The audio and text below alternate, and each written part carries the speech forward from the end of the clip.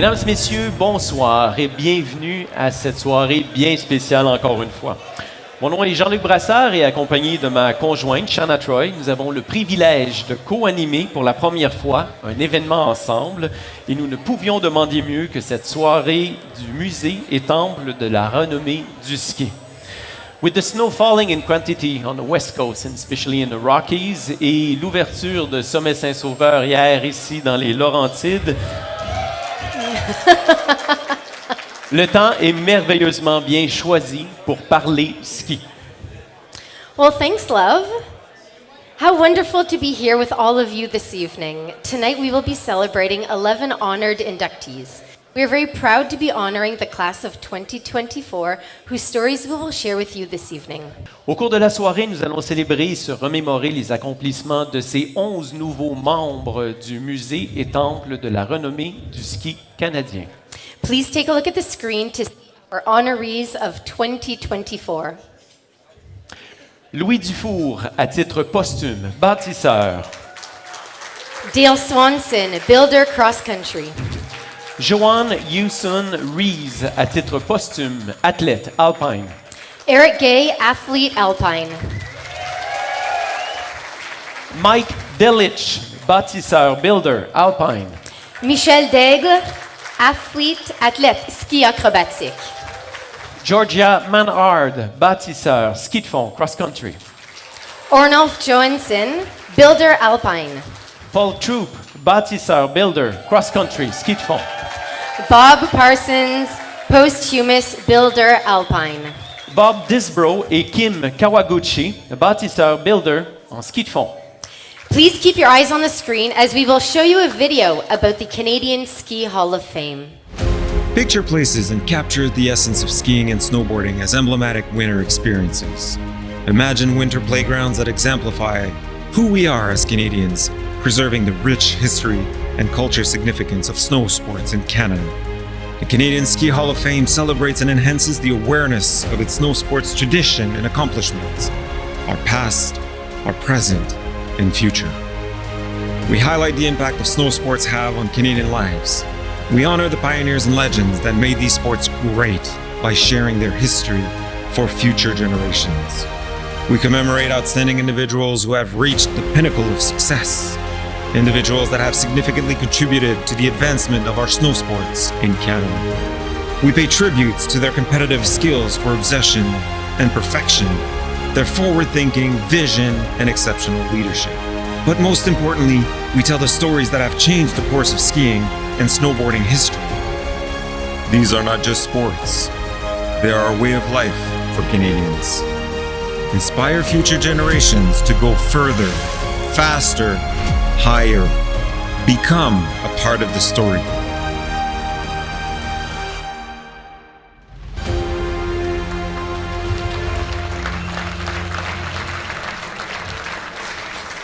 Et maintenant, accueillons le président du conseil d'administration du musée et temple de la renommée du ski canadien. Please welcome the chairman of the board of the Canadian Ski Hall of Fame and Museum, Mr. Eric Austin.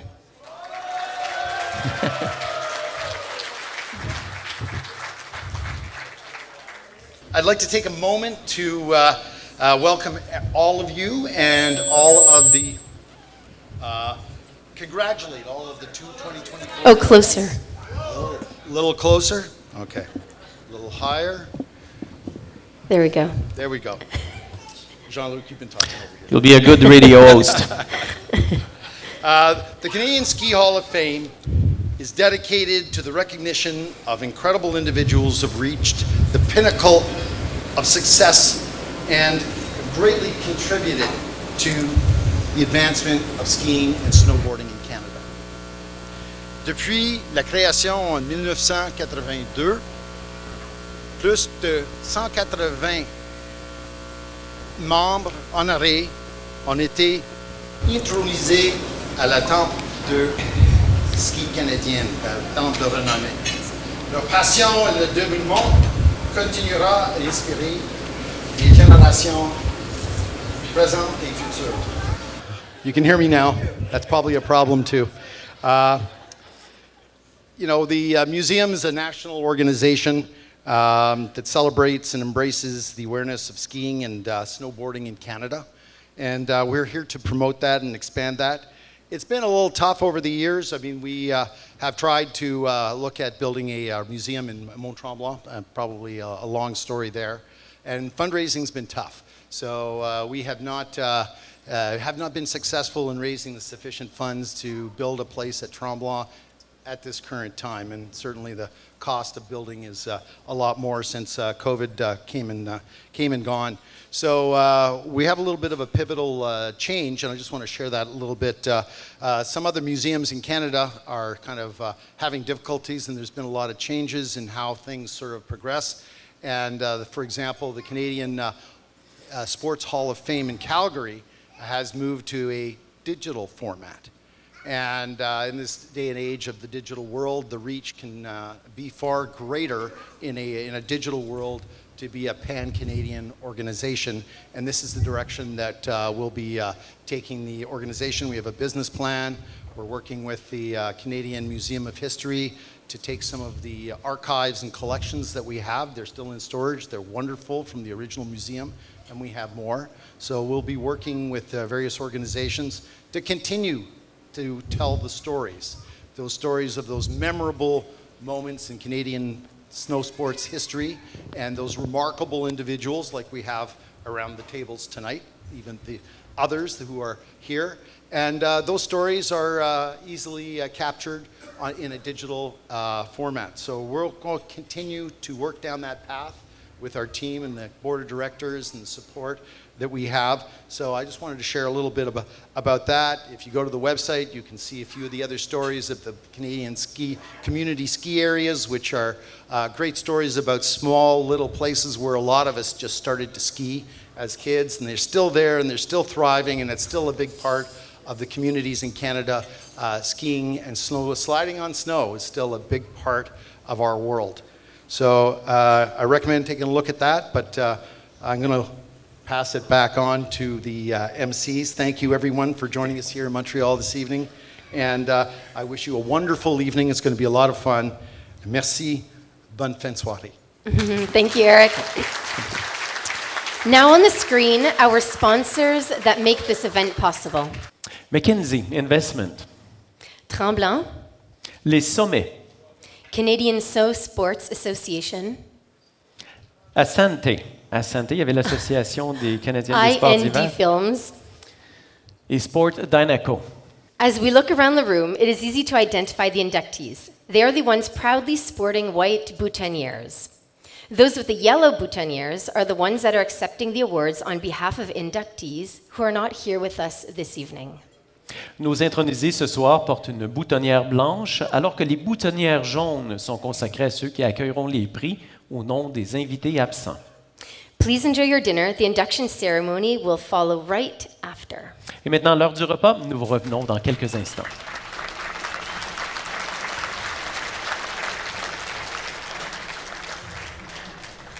Merci beaucoup de votre aide. Alors, tout de suite, nous désirons mettre en valeur les parrains de cette soirée. Il y a les commanditaires qui sont les compagnies, mais il y a aussi des individus qui font en sorte que le musée, le Temple canadien du ski, continue sur son air d'aller. Alors, pour mettre en valeur ces parrains, regardons à l'écran qui sont ces gens. Danny and Elise Austin, Minogue, Eric Austin, the Vancouver Ski Foundation, Caroline Charon et fils. and the Hotel Quintessence. Voilà.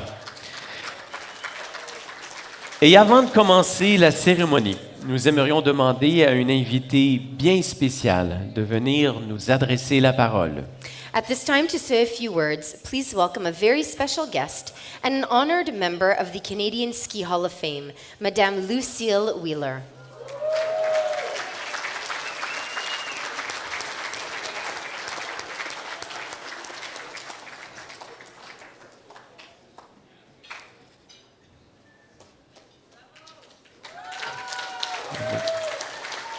Bien.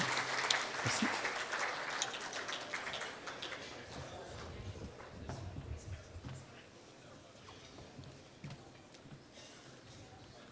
C'est toujours un grand plaisir d'être ici ce soir. En on ma demande de dire quelques mots sur ma carrière and to comment on how the differences are between then and now. And first I will speak about gray rocks because, first of all, I had to know about skiing if I could comment on skiing. My grandparents moved from Chazy, New York in the late 1800s to settle in the Mont-Tremblant area to start a lumber business. And during that time, many people from Montreal came up fishing and hunting. And my grandparents often provided them with meals and accommodation. And unfortunately, a forest fire wiped out their lumber business. So they decided to start charging the people who came up fishing and needed meals and accommodation. So in 1905, the Auberge Grey Rocks was officially a hotel. Grey Rocks is known for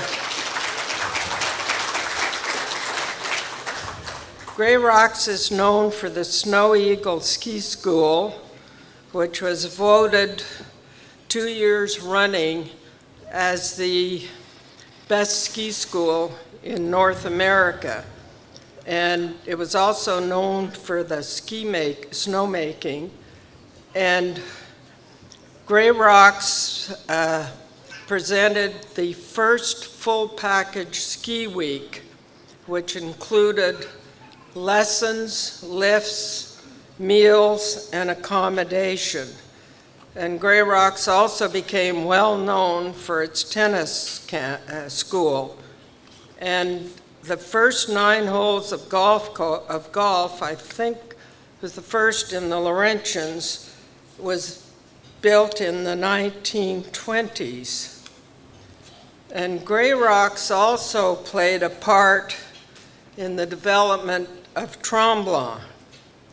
One day in the lounge at Grey Rocks, probably around 1937, Tom Wheeler, Harry Wheeler, Stuart Forbell, and Lowell Thomas, a well-known sportscaster from the US around the world, were discussing how about going to Tremblant and climbing to the top. And unbeknownst, Joe Ryan had been up on a mining expedition and stopped by Grey Rocks. So when he heard that they were planning this climb, he went over and asked if he could join. And he was welcomed. So the next day they went over to Tremblant and prepared to climb. And Joe didn't think he needed skins. So not too far along, he found out he did need them. So my father gave him his skins. And when they all reached the top of the mountain, Joe Ryan said, "I'm going to build a ski lift up here." So I think it was the next year in 1938 that there was a ski lift to the top of Tremblant, or halfway up Tremblant.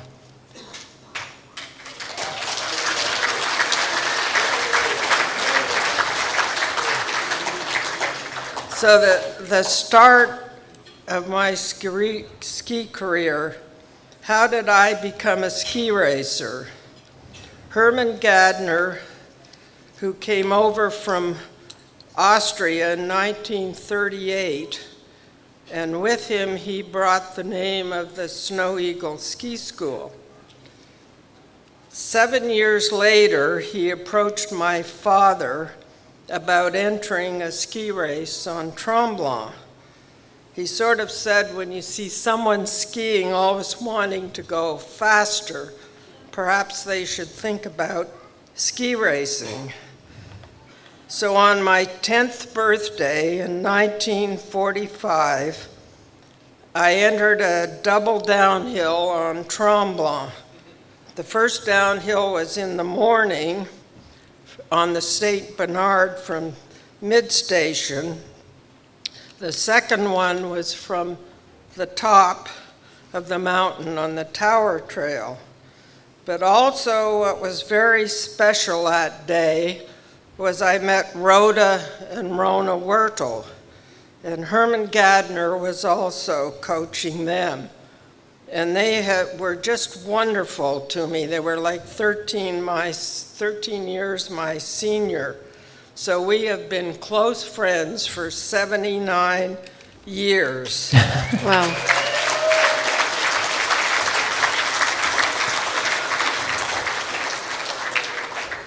And in the Laurentians, we had a great racing circuit.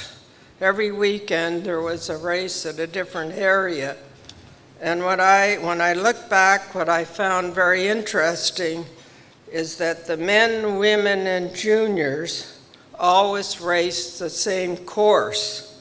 So we could compare our times, say, with the men.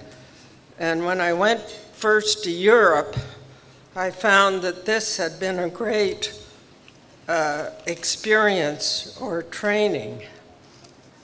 Unfortunately, Herman died in an avalanche in the spring of 1944 out in the Canadian Rockies while conducting a ski tour. And unfortunately, he was way, way ahead of his time. But my father and I decided that we would continue my ski career, and unfortunately, Herman never knew what he had started. So I trained for several winters on Tremblant with John Fripp, Ernie McCullough, and Bob Richardson.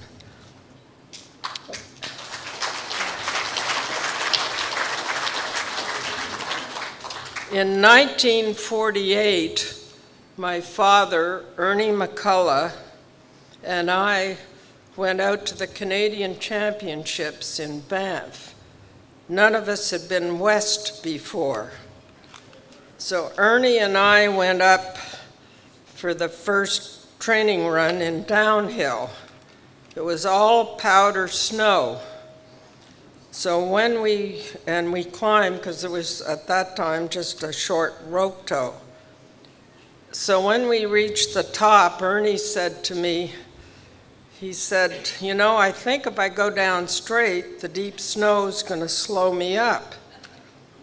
And at the end of this steep shush was a sharp left-hand turn. So he started down, found out he was going so fast he was riding on the top of the snow. So I'm sitting there wondering, what do I do? I think I ended up making a few extra turns. So I'm trying not to speak too long tonight, so then I'll now proceed to my international ski career. At that time, Canada did not have a national team. We had to be amateurs, and the World Cup did not exist. The main events were Olympics and World Ski Championships every 2 years. And the teams traveled by train, third class, but it was also very enjoyable because we all met each other and formed great friends. And the trains in Europe were always on time. So one of the guys on the Canadian team would have to run in, open a window, and we would shove all our equipment through the window. There also was no snowmaking at that time. So the big race courses were groomed by the Army, sidestepping on skis. The length of our skis at that time, downhill for women, 210 centimeters.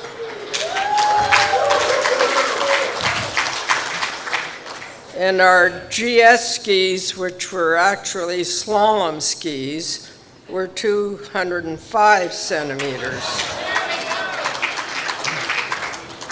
And our slalom skis were 200. And we worked on our own skis with the help of our coach. And security today versus yesterday, in 1952 at the Winter Olympics, fans and friends could walk in and out of the Olympic Village just as they wished. And during that 1952 year, Joanne Hewson, who will be inducted this evening, we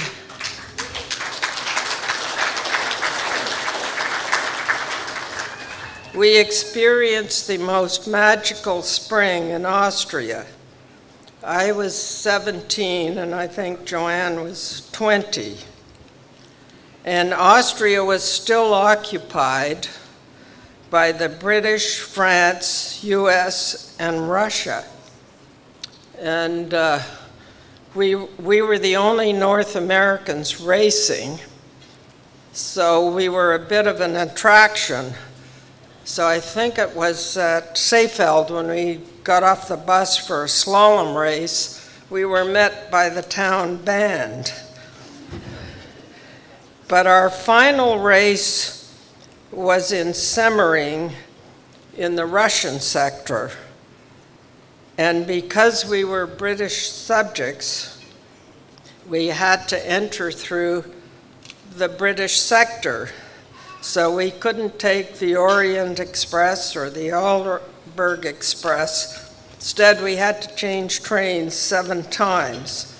But it was all worth it. And in trying to stick to what was different back then, the opening ceremonies in 1956 in Cortina, Italy, the beautiful Dolomites, and also the lovely outdoor Olympic Stadium. The athletes marched in, oaths taken, anthems sung, and it all felt very personal. But we did have some entertainment. An Italian speed skater entered the stadium carrying the Olympic torch and tripped on a TV wire. Unfortunately, the poor guy made all the newspapers. Training downhill in sections for 2 hours in the morning versus today's nonstop runs. So in 1956, training for the Olympic downhill, we were at the start to go down, and none of us had starting times. The teams could all arrive together, and I'm amazed that we never had any crashes with each other. But our coach, Pepe, started looking for his glove, and he couldn't find it, so it delayed our starting time. So Pepe was pretty quick at figuring out what happened. So finally he said to me, to go down and stop at the top of the shush after the high-speed turns. So following the turns, as I approached the shush, I could see the Austrian team standing in a row. So I tried to stop. Instead, I went flying by them on my back. And later on, in the afternoon, when we went over to practice slalom, the Austrian coach returned Pepe his glove, because during that time, because of the grooming and snow conditions, choosing a line was very important. So teams often tried to figure out a way to spy on somebody's line.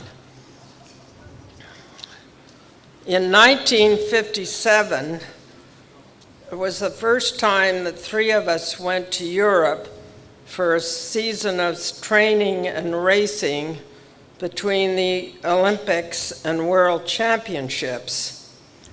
And fortunately, I was the first Canadian to win the Hahnenkamm downhill and combined, plus it prepared me for the World Championships in 1958, the World Championships were held in Bad Gastein, Austria, actually my final ski race. So one is constantly working for whatever goals they're aiming for. So I got gold in downhill, the first Canadian to win a World Championships.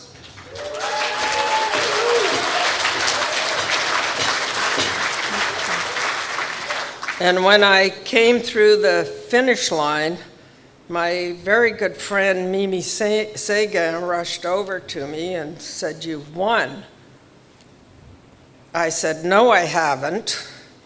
So we ended up in quite an argument, and she was getting upset with me, and finally it dawned on me that I had won. And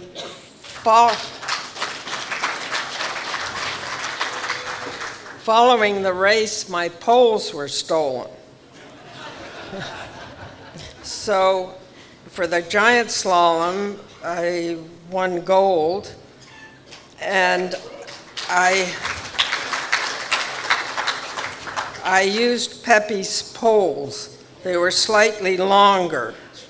So as I entered the flatter part of the course, I lost the hold of the grip, and I thought, uh-oh, that's it. But I was able to re-grip, and I was able to win. And I also silver and combined with the downhill, giant slalom, and silver. Many racers retired at a young age due to the requirement to be an amateur.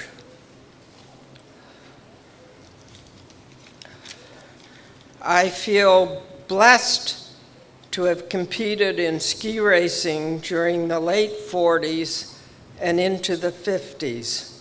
Wonderful friends and memories. I also will never forget last year's event here, nor will any in that ballroom forget the significance of witnessing the 1952 Canadian Olympic ski team, Joanne, Rosie, Rhoda, and Lucille, in its entirety.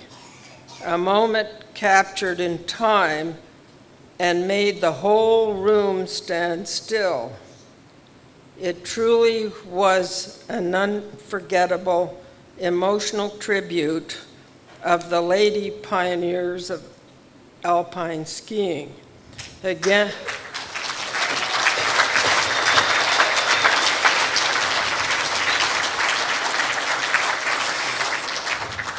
with thanks to Lisa, Joanne Hewson's daughter, for her great effort to bring all of us together, was so worth the great impact made on the skiing community that evening. I cherish that memory. And bonne soirée à tous.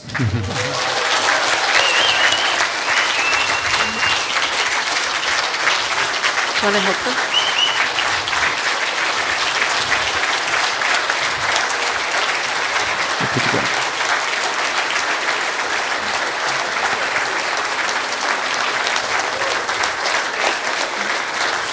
Thank you, Lucille.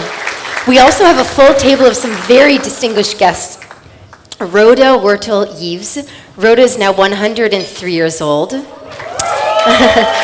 Eves and Lucille are from the 1952 Olympic ski team, and Lucille Wheeler, soon to be 90 years old. Also at the table are Peter Duncan, Dan Culver, and Mike Culver, all former Canadian national team members. Merci, Shannon. Et je vais profiter de la circonstance, puisqu'on est à la table ici où Lucille vient de parler, parce que Peter Duncan, qui est ici également, et Peter, tu as connu ces dames, tu as connu cette équipe olympique de 1952 assez bien. Je crois que tu as sûrement quelques mots à dire sur le sujet. Surtout sur les dames. Mon rôle était bien joué à ce moment-là. Et donc, Lucille, c'est la première athlète qui m'a donné un autographe. Lorsqu'il est revenu en 1957, j'étais à la petite école, les sœurs, les religieuses. J'ai bien commencé avec les religieuses. Je suis très catholique maintenant. Et j'ai demandé à Lucille de me signer un autographe. Et je l'ai encore. Elle a marqué sur son papier « Peter, keep up the good work ». En 1957-58. Je l'ai toujours. Et la deuxième autographe que j'ai, je ne suis pas un coureur d'autographe, mais la deuxième, c'est Mohamed Ali. C'est un monde qui change. Hein. J'étais sur l'avion et de l'autre côté de l'allée, il y a un boxeur qui est là. Puis tout le monde sait que c'est Mohamed Ali. Il a de l'air tough en tabarnouche. C'est Mohamed Ali niaiseux. Alors, je sors une carte de mon sac et je m'en allais à Vail pour une course de Jerry Ford Classic, ancien président des États-Unis. Everybody can hear this in English too? Okay, the next one's going to be German. So I took a card out of my briefcase, and it was a card from Mr. Jerry Ford saying, "Welcome to our next race." And so I handed it over to Muhammad Ali, like that. And he grabs it, and he grabs my hand, and he started doing this in the middle of the alley. He goes, "I know him too." I said, "Yes, but your name is under his." I was good, balls of a brave guy, I don't think this is Muhammad Ali. But I'm sitting at a table tonight with stars. This is the famous girl that was at the 1952 Olympics, Rhoda Wurtel.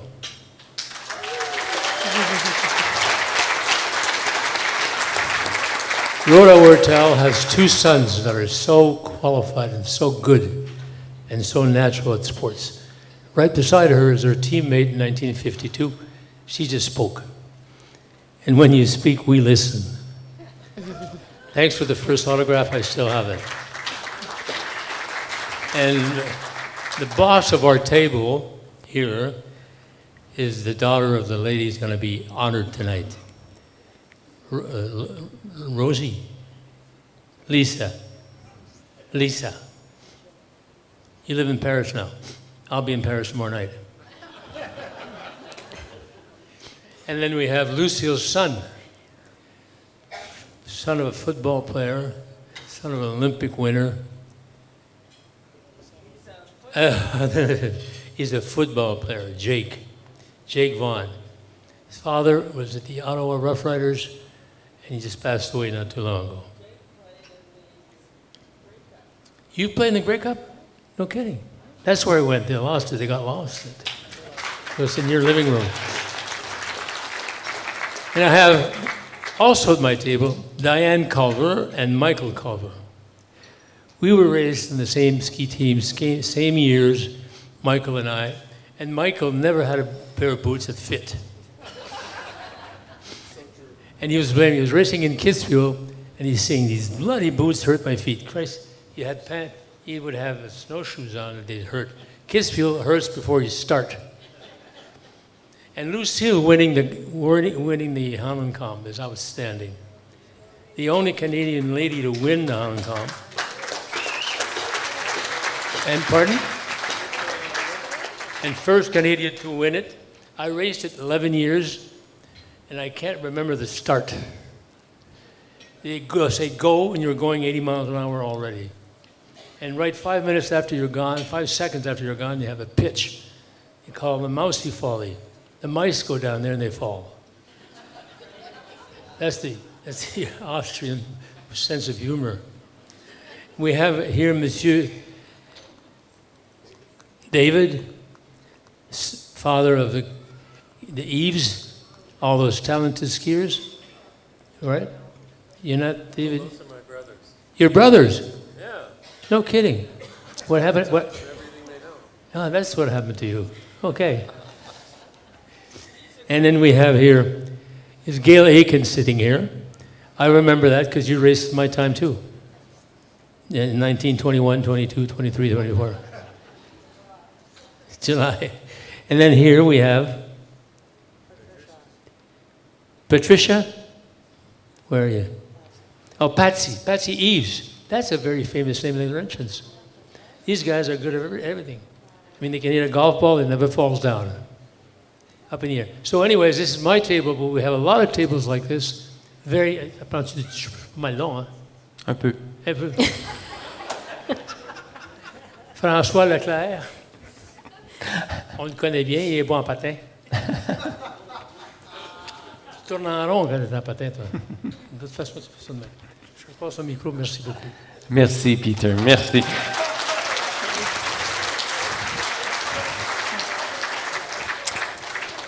Et vous êtes nombreux ce soir également.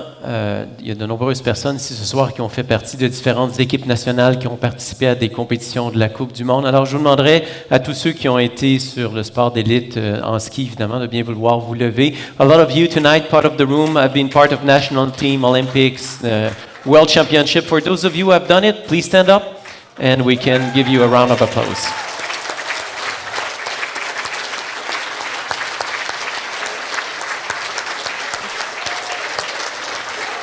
Thank you.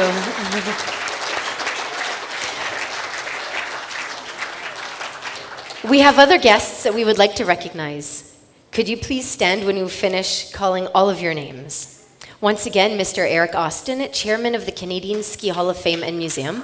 Monsieur Stephen Finestone, directeur et ancien président du musée et du Temple de la renommée du ski. Mr. Jonathan Herman, Director and member of the Canadian Ski Hall of Fame Executive Committee. Madame Joanne Hall, directrice exécutive.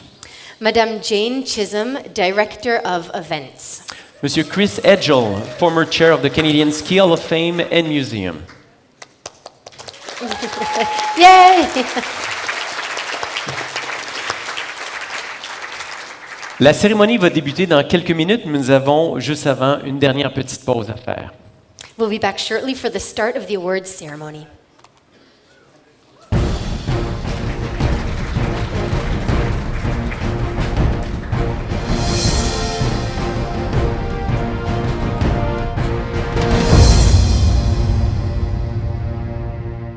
Alors, nous sommes prêts. Un détail important, nous vous demandons de garder vos discours le plus court possible. Après 2 minutes, nous allons faire jouer de la musique, signe que nous devons aller au prochain invité. We're ready to get started and start this awards ceremony. Please take your seats. We would like to remind all of the inductees to keep their acceptance speeches short. After 2 minutes, you will hear music, and that's your signal to wrap it up. Let the show begin.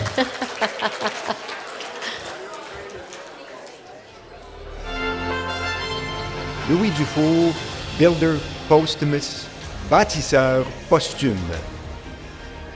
Né à Sainte-Adèle, dans les Basses-Laurentides, Louis Dufour était un ancien skieur alpin et lauréat de nombreux prix. In the early 70s, he joined the marketing team at Mont-Saint-Sauveur, which was still quite rudimentary at the time. The ski area expanded with the arrival of Dufour, who played a key role in its development together with owner Jacques G. Hébert. Louis a introduit des produits uniques pour tous les groupes d'âge au Mont-Saint-Sauveur. He brought a sense of magic to everything he touched, including the installation of the first high-speed quad chairlift in the Laurentians and a water park. He also developed one of the largest night skiing areas worldwide. Sous la direction de Louis, Mont-Saint-Sauveur s'est transformé en une grande attraction touristique, revitalisant ainsi le village de Saint-Sauveur. To honor his achievements, Saint-Sauveur named a street after Louis Dufour. In 1994, he was inducted into the Laurentian Ski Hall of Fame. During Louis' extensive career, Mont-Saint-Sauveur expanded with acquisitions that included J-Peak in Vermont. 4 additional Laurentian ski resorts were acquired between 1987 and 2000, plus a 5th in the Outaouais.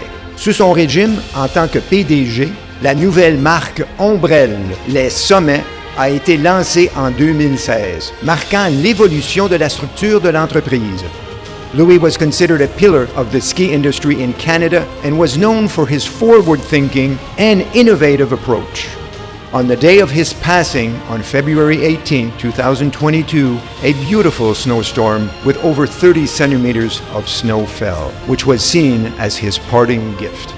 Le 24 février 2022, un défilé au flambeau a eu lieu sur la colline 70 en l'honneur de Louis Dufour.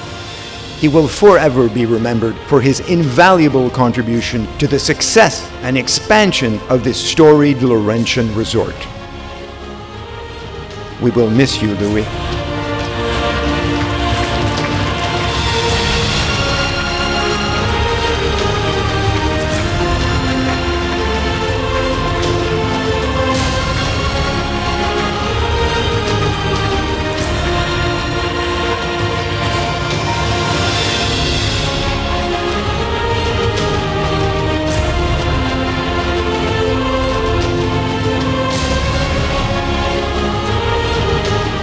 Les Sommets s'est déplacé en grand nombre pour venir honorer la mémoire du fondateur du groupe Les Sommets.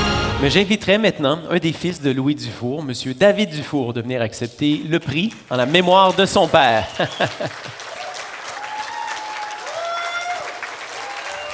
Each inductee will receive a beautiful etched glass award and a 24-karat gold pin. Oh, c'est déjà fini. Bonsoir tout le monde. Ça va bien, merci. Wow, quelle belle soirée. What a beautiful stage this is. Je pense que Louis serait très, très, très fier d'être ici ce soir avec toute votre gang ici, les Eric Gay, les Peter Duncan, les Jean-Luc Brassard, tous les top guns de l'industrie du ski qui sont réunis ici ce soir. Je pense qu'il dirait que c'est vraiment big time, top of the line comme soirée. Je pense qu'aujourd'hui, c'était vraiment un Louis Day.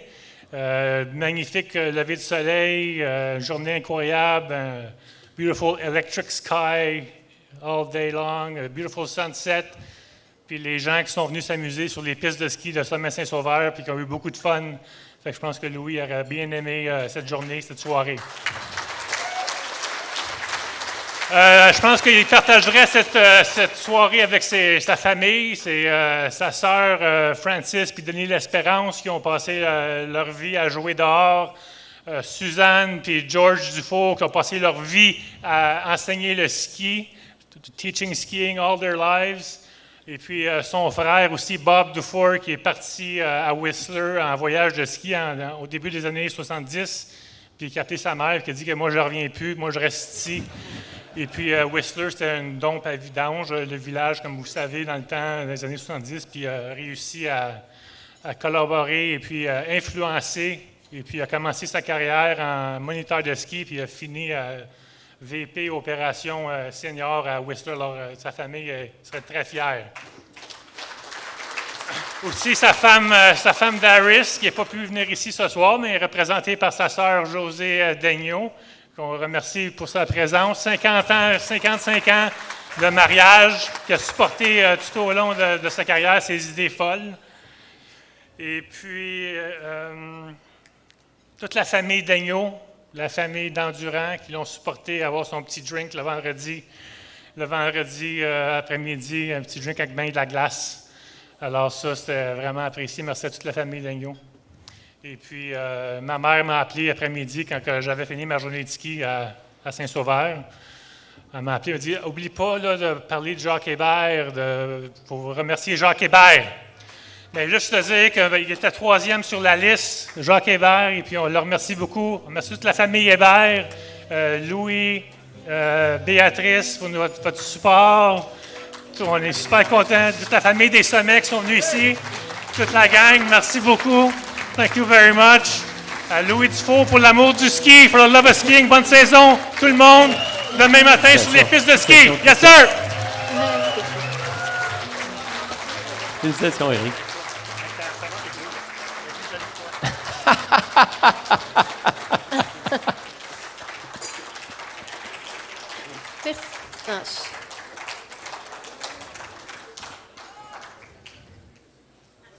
Merci. La famille Dufour qui était présentée par David, Christian et Eric, les 3 garçons de M. Louis Dufour. Okay, moving on. Our next inductee is Mr. Dale Swanson.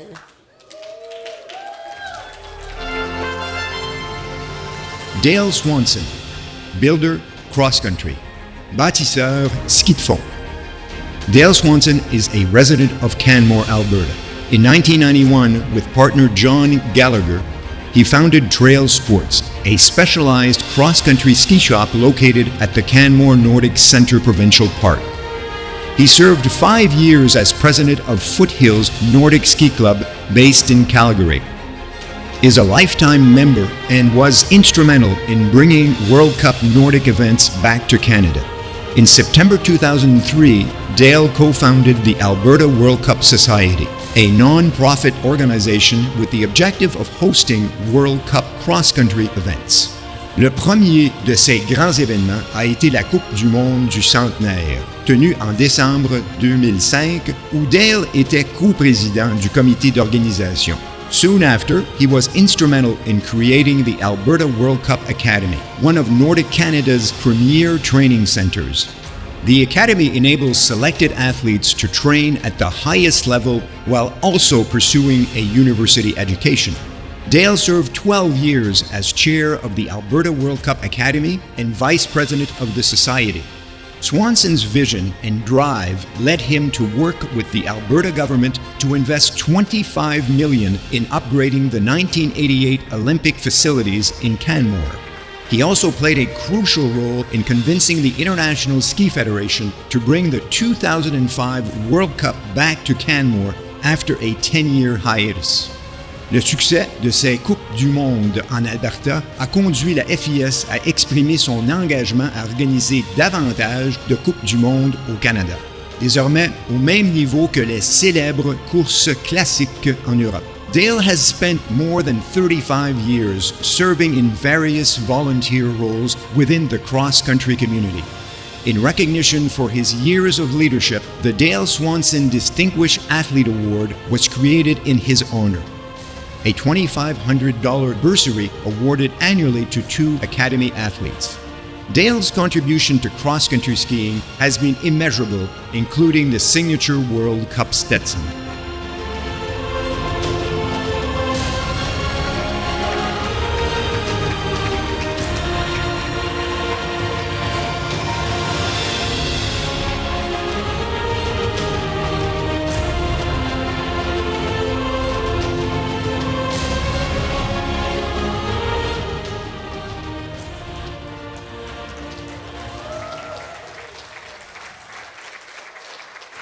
My heart is so full of gratitude.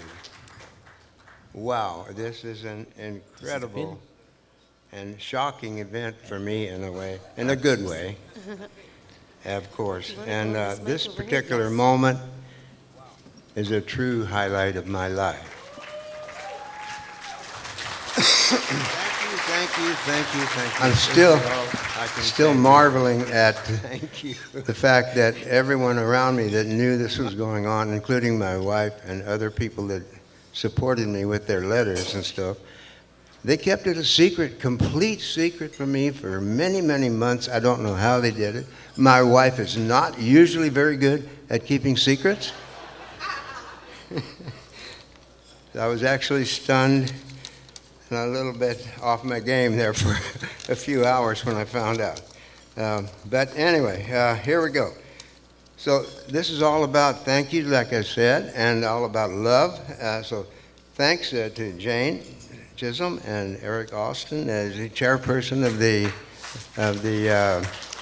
Canadian Ski Hall of Fame. And thanks to the whole board and the selection committee in particular. And for you, Jane, this must have been quite an effort. It must be like herding cats to get all of us to do what you asked us to do. And I really appreciate what you have done. Also, more thanks. Thanks. That's what it's all about. My incredible, magnificent wife, Marcia, is number one. Thank you, sweetheart, for everything you've done over many years to help me. My nominator, Dominic Bradford. Thank you, Dominic. He can't hear us, but he's up there in Whitehorse. Nancy Richard is here. Thank you, Nancy. Nancy saved my butt by doing the heavy lifting on this visual presentation and amongst many other things that she has done. And thanks also for the sponsorships that we've had over the years from Sport Canada, the Government of Alberta, many sponsors who have chipped in generously to help us, led by Alpine Insurance and Ken Hughes. So one of the things that we did was create that Alberta World Cup Society and eventually the Academy, which trains athletes and coaches and officials. And it's the only way we could keep going with our World Cup events that we've been hosting. We have a heck of a good reputation with FIS, and we're going to keep on doing it and doing it. So I had one heck of a lot of help along the way, and I feel very, very fortunate. And I have family members that are here and close friends that are here, and I thank them so much. They're over at the table 22. And my final names list, I just have to mention the other guys who founded the Alberta World Cup Society, and I'll tell you about the hat in a moment. The other guys were Robert Hogg, Dave McMurtry, Ken Hewitt, and Mike Verdeel, and we all founded this society in September of 2023, and the music is coming on, so I've got the hook.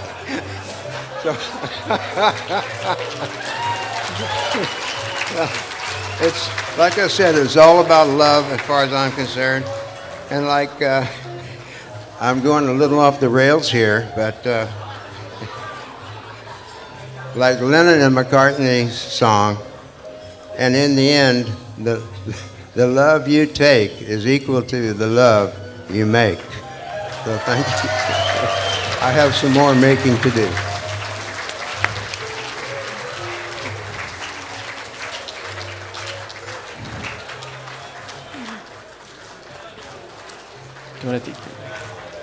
Félicitations.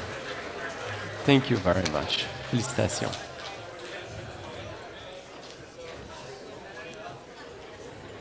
There.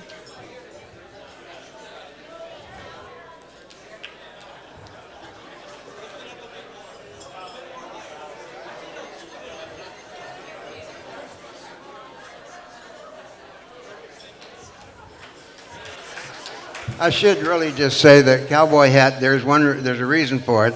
The Calgary Stampede was one of our major sponsors in the first World Cup that we did in 2005, and they did an actual sample stampede between the ladies race and the men's race, including cowboys and animals and clowns and the whole bit. So that's why we are cowboys.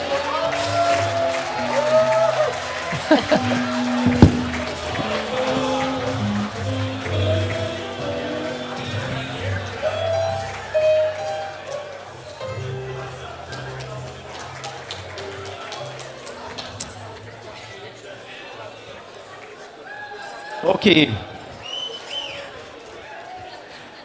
Notre prochaine intronisée, je vous invite à regarder les écrans pour honorer Madame Joanne Hewson Rees.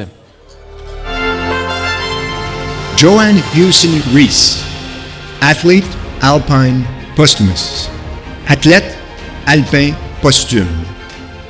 Born and raised in Montreal, Joanne Houston Reese began skiing on Mount Royal before progressing to her favorite mountain, Mont Tremblant, where in 1939, her father Joseph built Tremblant's first chairlift. Entre 1948 et 1951, Joanne est devenue une coureuse alpine remarquable, tout en étudiant à l'Université McGill. In 1952, she was selected as one of 4 original women to represent Canada at the Olympics in Oslo, Norway. She made history by achieving the best results in downhill and slalom for a Canadian at that time. Teammates included Lucille Wheeler, Rhoda Wortel, and Rosemary Schutz. Later that season, Joanne placed 3rd in the Alberg-Kandahar downhill. In 1953, Joanne joined the Mont Tremblant Ski School and embraced the opportunity to be coached by Ernie McCullough and continue racing. She became one of the first 2 women to be certified by the Canadian Ski Instructors Alliance. Joanne a connu un succès notable au cours de sa carrière de compétition. In 1953, she won both the Canadian Open Downhill and the Quebec Kandahar. She was selected for the 1954 FIS World Championships in Åre, Sweden, where she trained with Pepi Salvimoser, who later became Canadian team coach. Unfortunately, while training in Kitzbühel, an accident brought an end to her racing career. Après sa retraite, Joanne a orienté son expérience compétitive vers l'entraînement. She became the highly respected first coach of the McGill women's ski team. She helped develop several female athletes who became national team members. Elle a également cofondé les Ski Jays, un club de ski qui offre des cours de ski aux adolescentes dont les parents ne pratiquent pas le ski. In 1996, Joanne was inducted into the Laurentian Ski Hall of Fame. She will forever be remembered as a trailblazer for women in skiing and for her fearless nature, fierce determination, and unrelenting spirit. She was a remarkable woman well ahead of her time.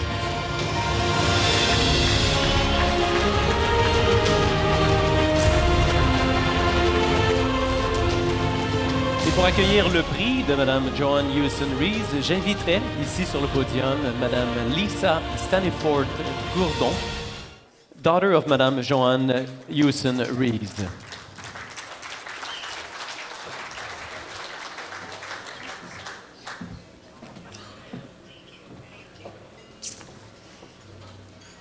Anyhow, good evening. I'm Lisa Staniforth, Joanne's daughter. Oops. I'll give you a little. Okay, that's good. Anyhow, good evening. I'm Lisa Staniforth Gourdon, Joanne's daughter.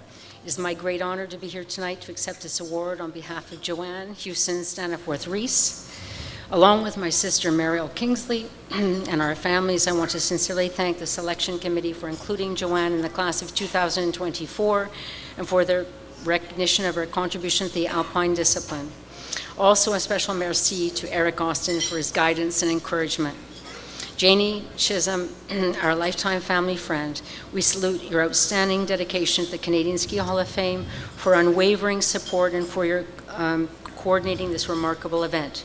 Joanne's teammates, Olympic teammates, Rhoda Wordle, Lucille Wheeler, and Rosemary Schutz, your support was the force behind Joanne's nomination and standing here and understanding her ranking for Canada at that time. Her racing pupils, Gail Aiken and Claudia Graham, thank you for passionate accounts of Joanne's dynamic coaching for the McGill and the Laurentian Ski Zone. To her Laurentian superstars, junior superstars, Peter Duncan, Diane Culver, and Michael Culver, thank you for sharing your dynamic messages about Joanne as a mentor to your generation and leaving a legacy at Mont Tremblant. Also tonight, Joanne would toast her coach, Ernie McCullough, for always insisting on equal treatment of women and reminding Joe if his mother could hunt a moose, women were capable of doing whatever men could do. That encouraging attitude worked for Joanne perfectly. From all accounts, Joanne was quite a character. on skis at 4 in the early 30s, at a time when women could be arrested for wearing shorts in public, were frowned upon for wearing slacks, or taking a job outside the home, and most demeaning, were not considered responsible enough to vote. She felt she could have it all by getting an education and pursuing a racing career. Two broken ankles, 2 frozen feet, 3 broken legs, 2 broken backs later, Joanna was never discouraged by her strapped harnesses. She was fearless and loved the thrill of competing in speed. Joanne wrote, when I was a very young racer, I used to dream about the finish line, of crossing the finish line and having the perfect run. I could hear the cheering of the field, and the glow and the satisfaction of having done what I set out to do. I had many happy memories in my imagination. It seemed to me that you had to think like a winner to be a winner, and have liked the feeling. Isn't that what life's all about? Making this application on behalf of my mother was truly meaningful experience for Joanne. At this event last year, Joanne was reunited with the landmark 70th reunion with her 1952 Olympic teammates. They enjoyed the excitement of the supporting the inductees and admired the accomplishments of this new generation of Canadian medalists. Thank you all for welcoming Joanne into the Canadian Ski Hall of Fame. Her heart and soul are here tonight as we celebrate all the inductees' accomplishments. Congratulations, Mom, and big cheers to Joe.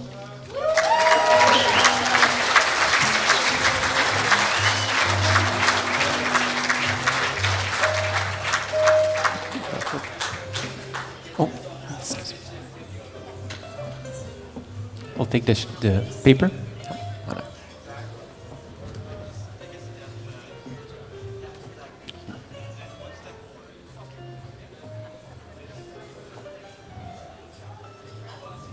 Okay, our next inductee is Mr. Eric Gay.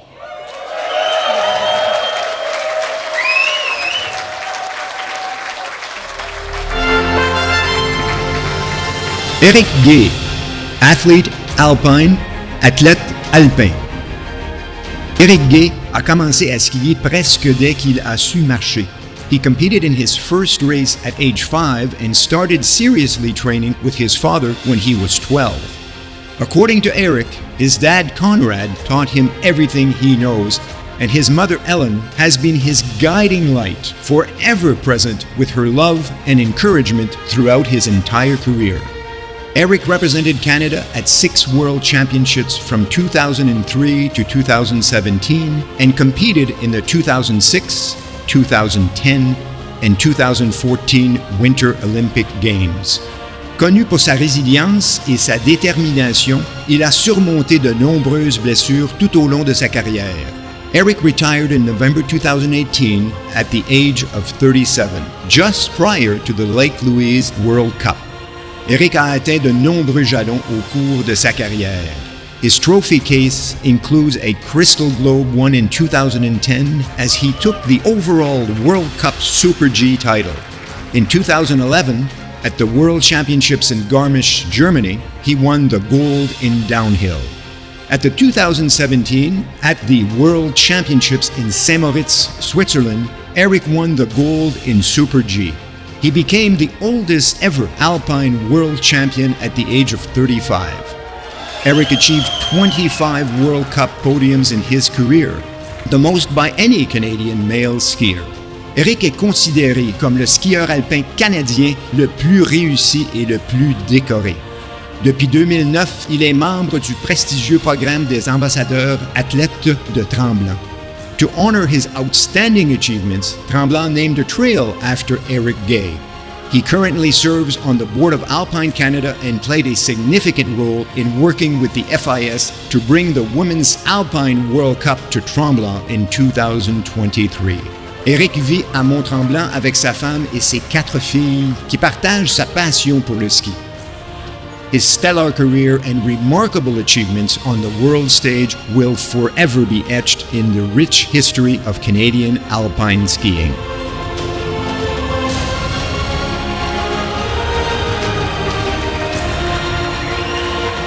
Mesdames et messieurs, Eric Gay.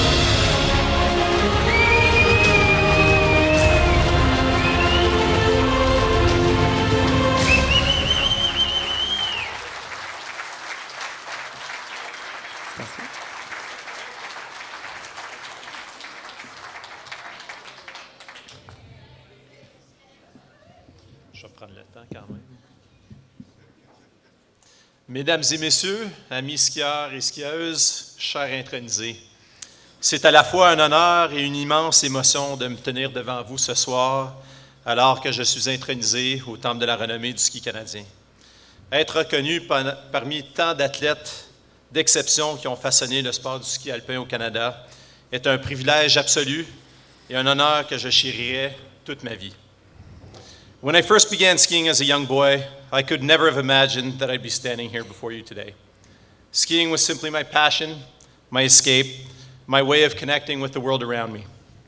Over the years, it became more than just a sport. It became a lifelong journey, one filled with challenges, triumphs, setbacks, injuries, and the thrill of pushing limits, both on and off the hill. J'ai eu la chance de représenter ce magnifique pays sur la scène mondiale pendant plus de 2 décennies. Tout au long de ma carrière, j'ai toujours été motivé par le désir de concourir au plus haut niveau et de contribuer à l'héritage riche du ski alpin canadien.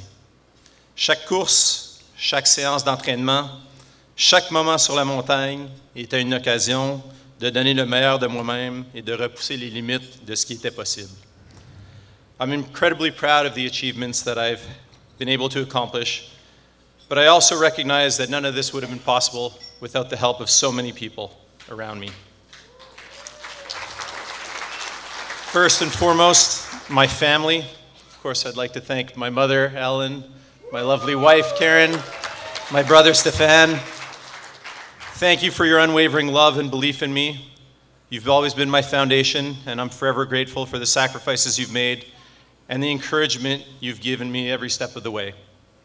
It's especially meaningful for me to be here today knowing that my father was inducted into this very same Hall of Fame just last year. To follow in his footsteps is a profound honor. Growing up, I always looked up to him, not just as a father, but also as a role model in skiing and in life. His passion for sport, his dedication, and the way he always put others first have shaped so much of who I am today. To now be part of this incredible legacy alongside him is something I will hold dear forevermore. And of course, I'm deeply proud of my 4 daughters who are also taking to the slopes. Watching them embrace the sport and seeing their own passion and drive develop is one of the greatest joys in my life. I'm excited to see where their skiing journey takes them, and I can't help but feel a sense of pride as they continue to carry the love of the sport into the next generation. To my girls, keep pushing, keep striving, and most importantly, have fun on the hill. The future of Canadian skiing is in great hands. À mes entraîneurs, coéquipiers et à toutes les personnes qui ont travaillé dans l'ombre, votre dévouement, votre expertise et votre soutien ont rendu tout ce que j'ai accompli possible. Vous m'avez challengé, guidé et fait devenir de moi un meilleur athlète. Et pour cela, je suis profondément reconnaissant. Bien sûr, à l'ensemble de la communauté du ski canadien, l'esprit de camaraderie, la fierté que nous partageons pour notre pays et notre passion commune pour ce sport ont toujours été une source de motivation pour moi. Le Canada est une puissance du ski et c'est un honneur de faire partie de cet héritage. While today is about celebrating achievements, it's also about recognizing the ongoing journey of alpine skiing in Canada. There's always more to strive for, always new heights to reach, and I look forward to continuing to contribute to this incredible sport in whatever way I can. As I look back on my career, I'm not only proud of the medals, the podiums, and the rankings, but of the relationships I've built, the lessons I've learned, and the memories I've created. Skiing has given me so much, and I'm thrilled to continue to share my passion and experience with the next generation of athletes. Merci au Temple de la renommée du ski canadien pour cet incroyable honneur et à vous tous d'être ici ce soir pour célébrer avec moi. Je partage cette réalisation avec vous tous et j'ai hâte de continuer à inspirer et surtout d'être inspiré par la prochaine génération et par ce sport qui m'a tant donné. Merci beaucoup.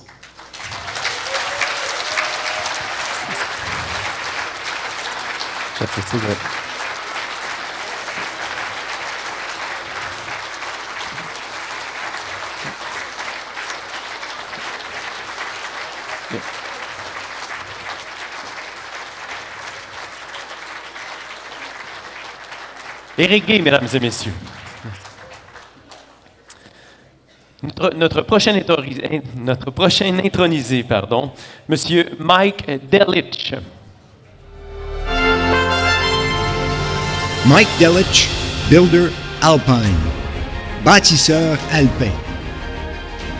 Born and raised in Roslyn, BC, Mike Delich moved to Fernie in 1979. He is an entrepreneur with a long and distinguished career in the ski industry. As a valued leader of ski club development, he founded the Red Mountain Talent Squad, a ski program that provided a foundation for many young athletes who became Canadian and World Cup champions, including Olympic gold medalist Karen Lee Gartner. Mike also established structured coaching programs at Fernie and a vibrant Nancy Green League, always involving parents in various volunteer roles. De plus, il a apporté des contributions significatives à l'industrie du tourisme et a été directeur fondateur de Tourisme Fernie. One of Mike's notable achievements was being appointed Chief of Race for the men's downhill and Super G at the Calgary Olympic Games in 1988. In this role, he led and coordinated over 400 volunteers, managing effective relationships with FIS, media, and the Calgary Olympic organizers. À la suite de cette expérience, Mike est devenu délégué technique FIS, un rôle qu'il a exercé avec distinction pendant un quart de siècle. As a TD, he officiated at World Cups, US Ski Championships, NORAMs, and Far East Cups in Asia. Additionally, he was named by FIS as a jury member for the alpine ski events at the 2006 Olympic Games in Torino, Italy. Mike's contribution to skiing in Canada span over 4 decades, including the time he spent serving on the board of Alpine Canada. His commitment and leadership as a competitor, coach, father, and an accomplished businessman have had a profound impact on the skiing community in Canada. Although retired from active officiating, Mike remains an honored FIS Technical Delegate Emeritus. Skiing is still a big part of his life, and he continues to enjoy an active lifestyle in Fernie.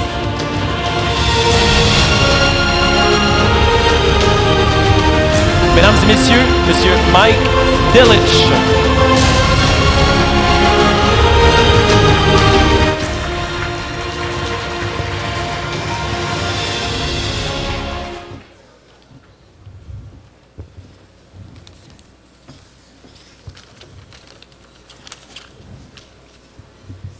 Thank you. I'm honored to be with everyone this evening. First, congratulations to my fellow inductees. I've enjoyed our sport, especially the people, the athletes, the coaches, the parents, the officials, the resort operators, and of course our supporters. My 50 years of skiing with everyone has been both memorable and joyful, from small towns to the Colorado resorts to villages in Europe. This evening, I had the great pleasure of renewing many acquaintances. I met Connor O'Brien again, who raced in Fernie in 1984 in the legendary downhill. I met Diane Culver, who we coached in Rossland in the 1970s. Luc Dubois is here tonight. We worked in Calgary in 1988. Louise Vienne, an athlete and a coach and a physiotherapist, is here as well. And of course, Claude Demontier, a preeminent FIS technical delegate and a homologator of courses. And last but not least, I met Jane Chisholm today. Thank you, Jane. What a wonderful job you did. Thank you. In the late 1990s, my 2 daughters were on the Canadian ski team. And on the chest of their ski jackets was a Mackenzie crest. Mackenzie's support for their team allowed them to travel and to compete internationally.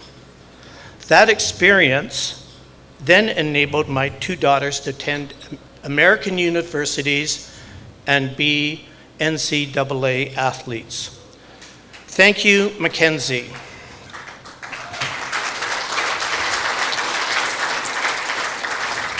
In closing, I still love skiing, as you saw on the video.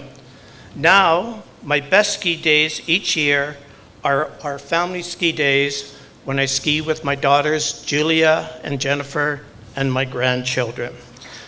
Thank you.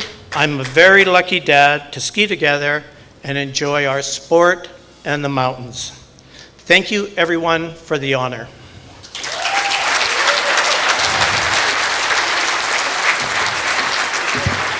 Madame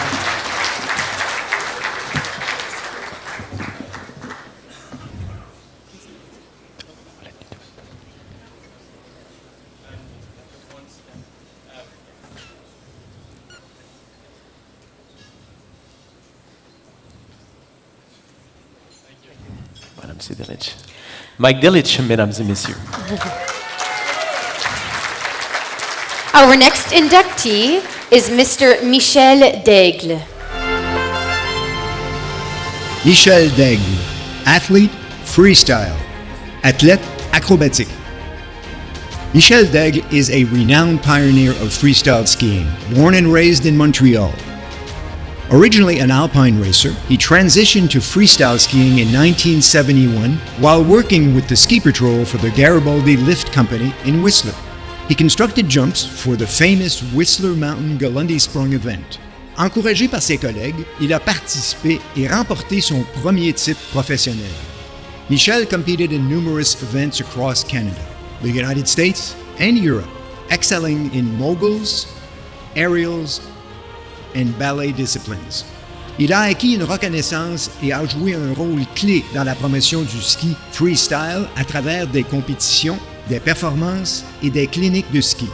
Il a atteint le podium 34 fois dans diverses compétitions, remportant le championnat national de freestyle canadien en 1974. He earned fame for his signature ballet skiing move, the Daigle Banger, a pole flip handspring front flip. He co-authored the 1974 book Freestyle Skiing and piloted the first CSIA Level 1 freestyle course. He also hosted Michel Daigle freestyle camps at Whistler and Mont-Saint-Anne in the mid-70s. L'héritage de Michel Daigle dans le ski acrobatique est profond. His training facility in Sainte-Agathe-des-Monts offered innovative training techniques that revolutionized the sport and became the foundation for off-season freestyle training in Canada. It included trampoline and water ramp training, which significantly contributed to the advancement of safe training measures for freestyle aerials. James Bond stuntman John Eves was among his lineup of expert coaches. Between 1974 and 1977, Michel coached and groomed the careers of future Canadian freestyle champions who excelled in World Cups and FIS championships. Marie-Claude Asselin faisait partie de ses protégés les plus décorés. In 1999, Michel Daigle was inducted into the Laurentian Ski Hall of Fame. His legacy will forever be cemented in the world of freestyle skiing.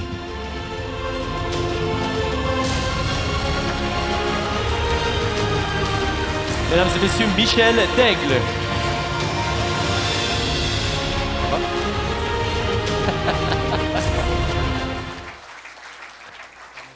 Parfait. Okay. Thank you. I'm just a freestyle skier, so that's why I can do these things. Oh boy, this is a bit hard to see. Est-ce que vous m'entendez bien? Okay. Bonsoir. Good evening and congratulations to the inductees. C'est un privilège pour moi-même d'être parmi ces athlètes chevronnés et bâtisseurs remarquables. Mon nom est Michel Daigle et je suis un hot dogger. Yes, hot dog skiing quickly evolved and became freestyle skiing. One of my best moments was in spring of 1971 when Hugh Smythe introduced me to freestyle skiing. For the ones that know Hugh Smythe, he's the one that was a big contributor to Tremblant with Intro-West, and at the same time, very visionary, decided to build Blackcomb and many other ski areas. He gave me a job at Whistler and sent me to help athletes build their jumps. I had never heard of freestyle skiing. I met John Johnson, also inducted in the Hall of Fame, and he took me under his wing. I watched him jump, and I said, wow, I want to do this. I entered the competition, and I won. Thanks, John, for readily sharing your knowledge.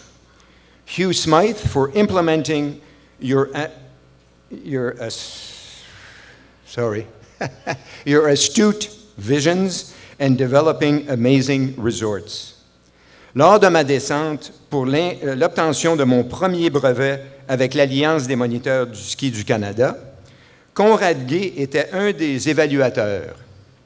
Il m'a pris de côté, il m'a dit, Michel, que je ne te voyais pas faire une manœuvre de ski acrobatique dans ta descente de moniteur. C'est de la technique, donc tu plantes la pôle, tu fais ci, tu fais ça, tu fais ci. Fait qu'il dit que je ne te voyais pas faire ça parce que ça ne t'aidera pas du tout. Fait que j'ai dit, ah oui, Monsieur Gay, inquiétez-vous pas, j'ai ça en contrôle. Du moment que j'ai fait ma descente et que je suis passé au-delà des évaluateurs, j'ai fait un Daigle Banger. Merci, Conrad, de nous partager tes connaissances et ta rigueur. While hosting the Michel Daigle summer ski camps, we had to build high jumps and make sure we were safe for all level of skiers. And Marie-Claude Asselin knows that very well because she participated in the first camp that we had. She came for 1 week and she stayed for 4. And make sure, yes, John Eves was instrumental in designing and building the ski jumps. He was a masterful coach and a mentor to future freestyle champions. Thanks, John, for being a great partner and a wonderful friend.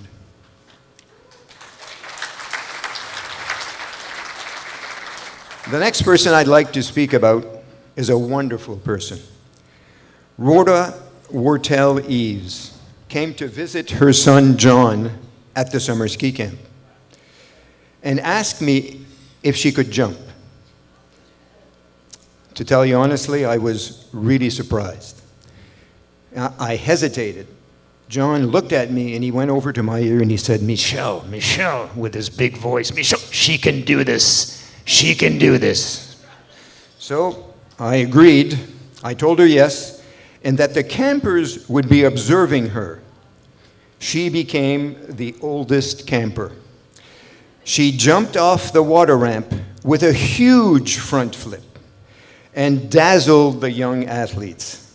Wow. At 55 years old, she set the bar very, very high. Thanks, Rhoda, for being you. Je tiens à remercier tous les skieurs acrobatiques, dont Marie-Claude Asselin et Jean-Luc Brassard, qui ont été si présents pour représenter le Canada à la Coupe du monde et aux Jeux olympiques. J'encourage tous les jeunes skieurs et athlètes à continuer de faire évoluer le sport. If you're planning to ski at Tremblant this winter, stop by, come and see me, call me, and we'll ski together. Merci au comité organisateur pour ces magnifiques soirées. Thank you.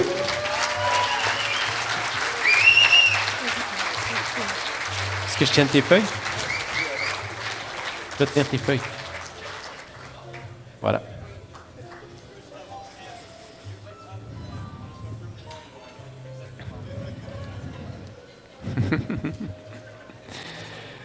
Michel Daigle, mesdames et messieurs. Merci. We will take a short break and come back in 10 minutes. Stretch your legs. The bar is still open, so go enjoy. Petite pause et nous revenons très prochainement.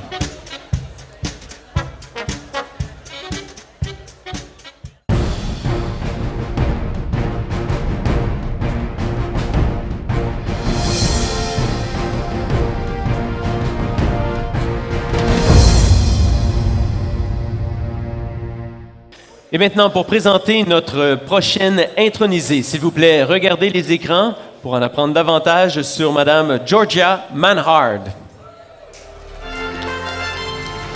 Georgia Manhard, builder, cross-country, bâtisseur, ski de fond. Georgia Manhard's involvement in cross-country skiing began in 1976 when her children were introduced to the sport. Sa passion pour le ski de fond l'a conduite à une carrière étendue au sein de la structure du sport, où elle a occupé divers postes bénévoles. In 1978, Georgia helped to establish the 100-mile Nordics, a ski club for junior racers. In 1988, she served as division chair of Cross Country BC, and in 1991, she took on the role of acting operations manager. During this period, she was also a driving force within Cross Country Canada, where she focused on club, coach, and athlete development. Georgia played a crucial role in transforming cross-country skiing in Canada from a relatively unstructured activity to a well-organized sport with a robust framework. Elle a dirigé des initiatives stratégiques pour créer une communauté de ski de fond efficace et cohérente en Colombie-Britannique. Georgia was instrumental in developing the long-term athlete development model and also updated the cross-country national coaching certification program. She had a remarkable ability to manage multiple projects all at once without missing a beat. Leading up to the 2010 Vancouver Olympic and Paralympic Games, Manhard chaired the cross-country work group mandated to achieve the best possible legacy for cross-country skiing both prior and post-Olympic Games. Elle a également contribué de manière significative à la sélection de Callahan Valley au Parc olympique de Whistler, le site de tous les événements nordiques. Georgia's legacy lies in her unrelenting work and leadership skills that led to the development of dynamic ski clubs with exceptional capacity. Her efforts greatly contributed to Canada's ability to host major international events, including FIS World Cups and FIS Nordic Junior World Championships. Her dedication as a volunteer, innovator, and subject matter expert has left an indelible mark on cross-country skiing across Canada. Mesdames et messieurs, Madame Georgia Manhard.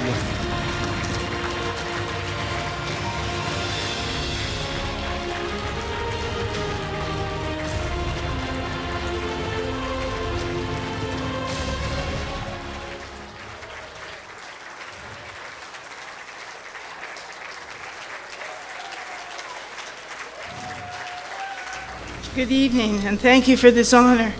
I initially became involved with cross-country skiing because I thought it would be a good sport for my children to be involved in, and it was easily accessible in the region where we lived.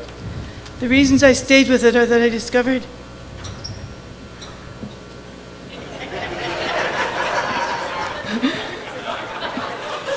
that this was an ideal sport for children to be involved with. And I enjoyed working alongside dedicated volunteers and staffers with whom I shared both a vision for what the sport could achieve and the satisfaction of helping the ski community grow and prosper. I wish I could acknowledge all of the amazing people who have supported me along the way, but that list would be very long indeed. However, I will identify a few. My husband, Neil, who passed away in 2003, 23.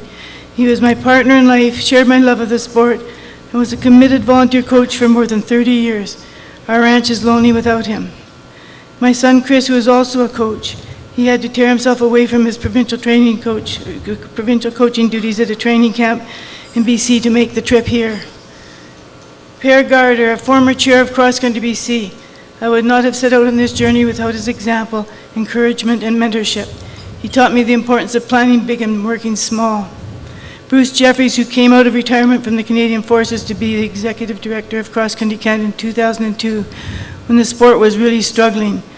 Bruce believed in me, which was wind in my sails when I needed it most. And Tony Shire, who mentored both my husband and myself in regards to coach education, and was my closest colleague in crafting the future for coaching development in our sport in Canada. And many more, some of whom are here with me tonight. Thank you for being my friend through the years and for representing for representing my many other ski friends and colleagues whose efforts have been recognized when I am being recognized this evening. Thank you.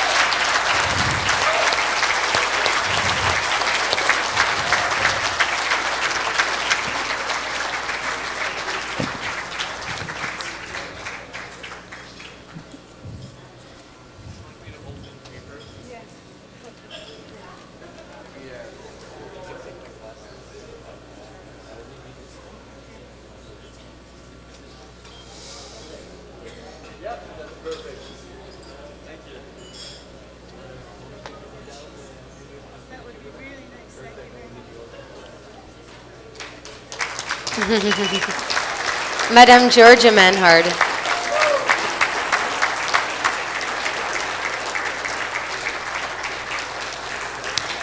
Our next inductee is Mr. Ornolf Johnson.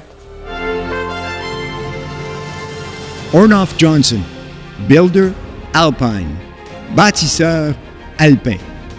Ornolf Johnson, an adventurous Norwegian from Bergen, was Whistler Mountain's first ski school director and founder of the Grouse Mountain Ski School in North Vancouver, where he built a highly successful enterprise from 1966 to 1987. Sous sa direction, l'école de ski a généré plus de 42 millions de dollars de revenus, témoignant de son sens des affaires et de son service à la clientèle exceptionnelle. During Ornolf's tenure, the Grouse Mountain Ski School was selected as one of the 10 best in North America. He was a visionary in the ski industry, introducing innovative teaching methods and marketing efforts that were highly progressive for their time.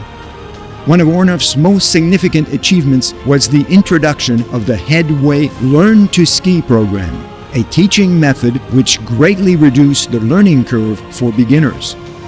Il a également lancé des programmes de ski dans les écoles locales, un concept qui est depuis devenu répandu à travers le Canada. Additionally, Ornolf played a pivotal role in making skiing accessible to individuals with disabilities, initiating one of the first ski programs in Canada for the deaf, blind, and amputees. He co-founded the BC Disabled Skiers Association, further expanding opportunities for those with disabilities to enjoy the sport. En tant que figure pionnière de l'industrie du ski, l'héritage d'Ornolf Johnson dépasse sa carrière professionnelle et ses accomplissements. He understood the importance of inclusivity and believed that skiing should be accessible to all. His commitment to this belief led him to chair the BC marketing group for the Canadian Ski Council Skiing is Believing campaign, a successful program aimed at introducing new participants to the sport. During a stellar career, Ornolf Johnson inspired generations of skiers and left his indelible mark on the Canadian ski industry. At age 85, he was still teaching skiing in Whistler. Now into his 90s, he enjoys reminiscing about his lifelong adventures in skiing.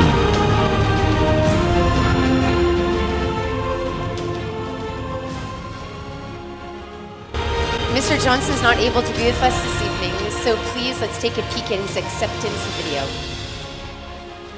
Good evening, folks.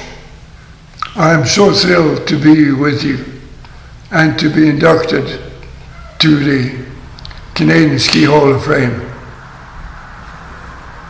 This was a big surprise. I'll remember for the rest of my life. I especially will thank my nominator, Gerda and Rob, Grouse Mountain, who were the kingpin to make the ski school a success. Thank you, and have a good evening.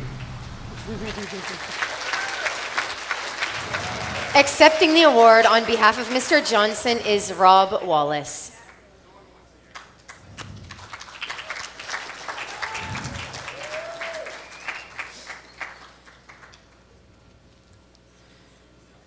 Miss, you want it?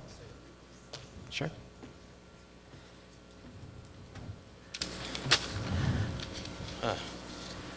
Good evening. Bonsoir.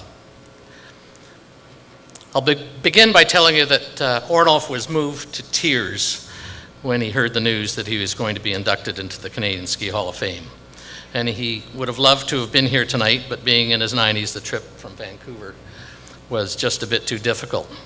So on behalf of Ornolf and my co-nominee Gerda Koch, I'd like to thank the Canadian Ski Hall of Fame executive and the selection committee. I'd also like to offer congratulations to the other amazing inductees.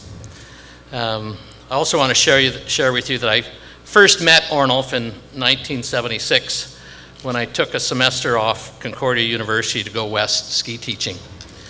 I had my level 3 CSIA, but up to that point, I had never taught a ski school lesson before. anyhow, so I thought Grouse Mountain was a great training ground.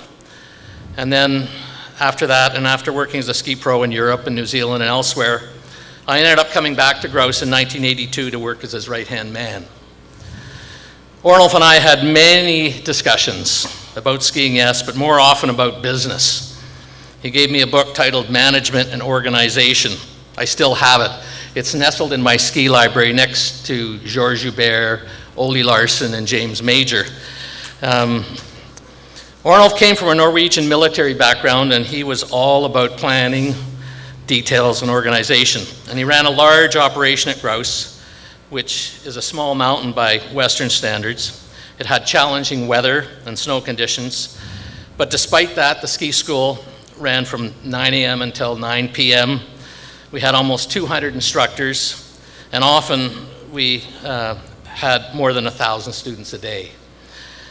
To many, the ski school might have looked like a factory, but boy, from the perspective of quality, consistency, and customer satisfaction, did it ever work well.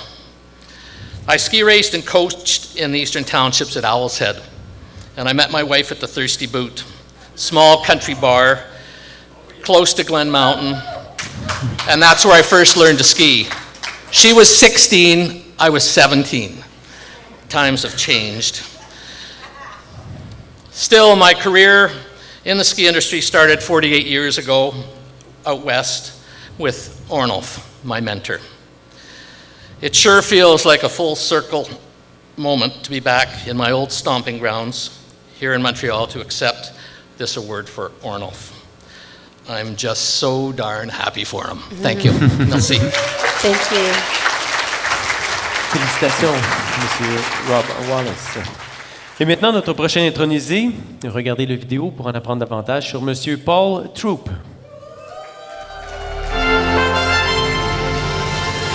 Paul Troop, builder, cross-country. Bâtisseur, ski de fond. Paul Boomer Troop has had a long and diverse career in the ski industry as a racer, instructor, coach, and an administrator. In the early 1970s, he served as the business manager for the revitalized Southern Ontario cross-country ski team. He later became program manager for the National Cross Country Committee. In 1976, Paul managed the National Cross Country Development Team and was one of the founding directors of the Canadian Association of Nordic Ski Instructors. He also worked behind the scenes to prepare for the 1976 Winter Olympic Games in Innsbruck and Lake Placid in 1980. Au début des années 2000, il a été membre du conseil d'administration puis président du Marathon de ski canadien. Paul's most significant achievement is the Ski at School program, which he co-founded and has presided over since 2016. The program first provided skiing opportunities to less advantaged schools in the Outaouais region at no cost. Le programme s'est ensuite étendu à travers les provinces de Québec et d'Ontario. Cross-country ambassadors are trained each season to deliver the highly successful program with an inventory of over 1,500 sets of skis. Paul a été honoré par plusieurs prix pour son travail. In 2023, he was inducted into the Chelsea Wall of Fame as a citizen builder and also received a volunteering award from the Quebec Ministry of Community Affairs. Paul's legacy is deeply rooted in his lifelong commitment to cross-country skiing and for his efforts to make the sport accessible to all. He has provided skiing opportunities to thousands of children, seniors, and newcomers, and has connected youth and families with Canadian winter culture. Paul's personal journey, using skiing as an escape from a difficult childhood, demonstrates the transformative power of skiing and serves as an inspiration to others in the field.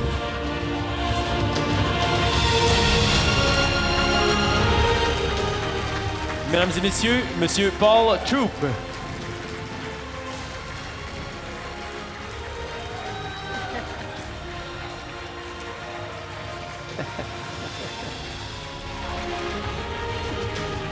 Congratulations. Thank you. It's getting late, eh? Some of the people would have their heads on the table at my table. Oh, okay, thank you. Did I bring notes? I'm not sure. And if they play that music, somebody's got to dance with me. Anyway, bonsoir à tous, and thank you very much for your lovely welcome. I don't live in the past, and I've had enough of that, but I really am very fortunate to have enjoyed the sport as much as I have, and that at almost 100. I'm just getting started. So I just want to quickly tell you about Ski at School Outaouais, which is for Quebec students, grassroots cross-country skiing. Thank you. And I want to as well talk to you a little bit about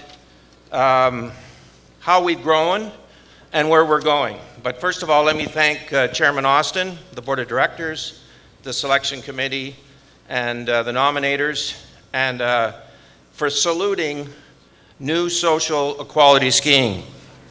And as well, congratulate the honorees here tonight for their amazing contribution to the sport. In 2015, Ski at School Outaouais started from the Canadian Ski Marathon. And that gave Outaouais region 100 schools, 35,000 students, age 5 to 17, a chance to ski free, zero cost. And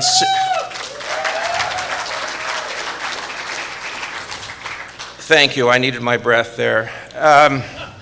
And since we've had 100,000 kids ski in playgrounds and public parks.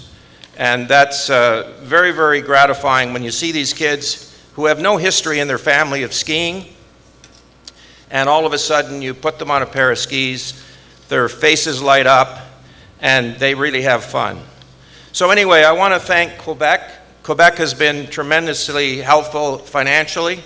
Desjardins are a wonderful sponsor. Solomon Skis have been terrific in terms of helping us come up with the economics to make this work, because remember, we're free, we don't charge. And there's been other, obviously, people who have given us money. So we believe very strongly that skiers are not born, they are made. And I truly make that because, or I believe in that because that's the way I made it. So I have a lot to say here, but I'm just going to keep turning pages until I get down to the most important thing tonight. Is that last year, just to give you some idea, there were 24,000 kids that skied in our program. And the last thing I want to say is that tonight is my grandson's birthday. Finley James, stand up. Big skier. And also, we're moving into the Laurentide region. So we're looking for support up there. And I just want to say that there's 1 million school students in Quebec, and there's no reason why they shouldn't ski too. Thank you.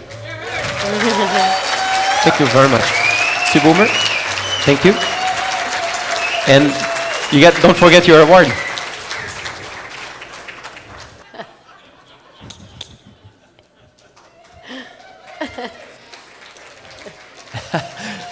Monsieur Paul Troop. Our next inductee is Mr. Bob Parsons. Robert Parsons, builder posthumous, bâtisseur posthume. Robert Bob Parsons was a prominent figure in the Canadian alpine ski racing community. He started the C-Class racing program at Mount Seymour in the late 1960s and earned his credentials as an international technical delegate for the International Ski Federation. Parsons was the assistant chief of course for the 1972 World Cup at Grouse Mountain. He went on to be chief of course for the 1975 World Cup and all national races held in Whistler from 1970 to 1978.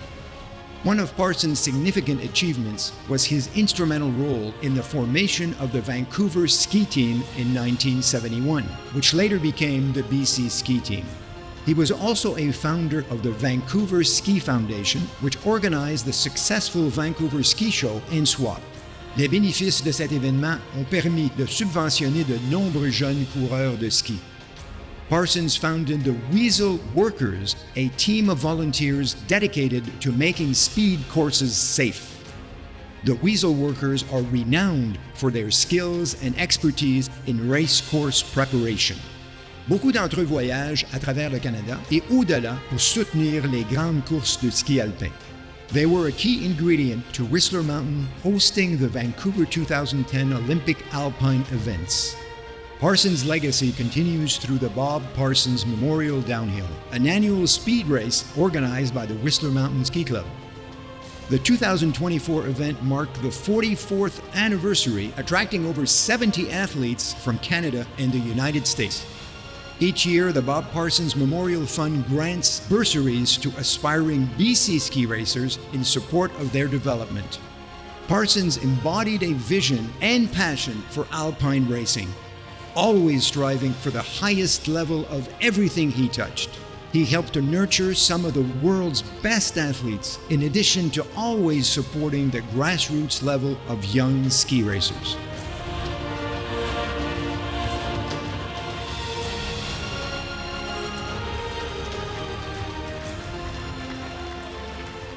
Accepting Mr. Parsons' award is his son, Jim Parsons.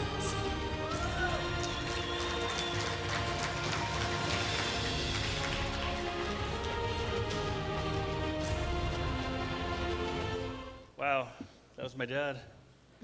Thank you very much. Good evening. I'd like to start by thanking the Canadian Ski Hall of Fame for this incredible honor from my father. It's outstanding.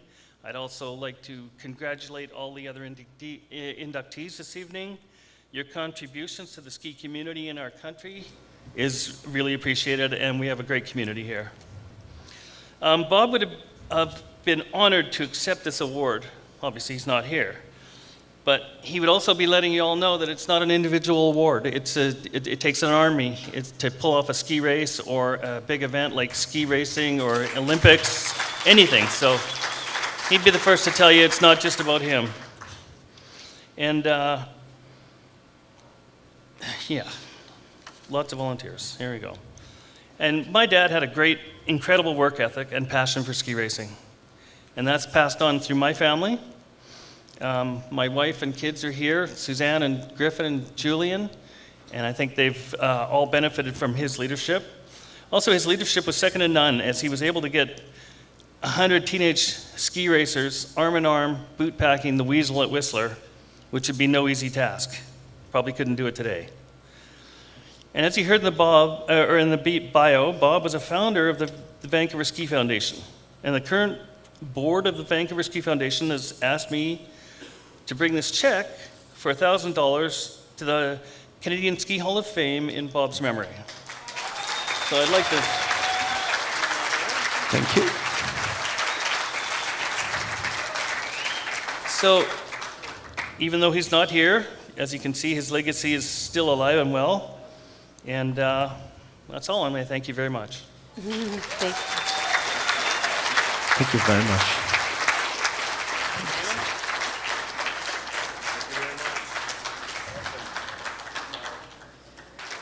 Merci beaucoup, Monsieur Parsons. Pour notre dernière intronisation ce soir, je vous inviterai à regarder l'écran pour regarder la vidéo de Monsieur Bob Disbrow et Madame Kim Kawaguchi. Bob Disbrow and Kim Kawaguchi, builders, cross-country. Bâtisseurs, ski de fond. Bob Disbrow, a BC-born business titan, and his equally accomplished wife, Kim Kawaguchi, have been involved in supporting Canadian cross-country skiing for over 30 years. Their career in this field began in the early 1990s when they drove the marathon brokerage sponsorship for Cross Country Canada. In 2001, they launched a significant fundraiser for the national team, which had a substantial impact on preparations for the 2002 Olympic Winter Games in Salt Lake. Au cours de leur carrière, ils ont organisé des donateurs personnels et mené avec succès des collectes de fonds pour Nordic Canada, ce qui a permis de recueillir des millions de dollars de soutien au fil des ans. In addition to their fundraising efforts and personal philanthropy, in 2008, Bob and Kim established the National Winter Sports Development Association, a foundation that makes annual grants to clubs across Canada to assist in developing competitive athletes and full-time coaching. Since its inception, the foundation has awarded just over $3 million to nationally ranked clubs. Leur soutien financier a considérablement contribué au succès aux Jeux olympiques d'hiver ainsi qu'aux performances remarquables et au podium lors de leurs championnats du monde junior et U23. Bob and Kim's legacy in Canadian cross-country skiing is multifaceted. Their ongoing financial commitment has helped transform the Canadian team into a consistent contender for World Championship and Olympic medals.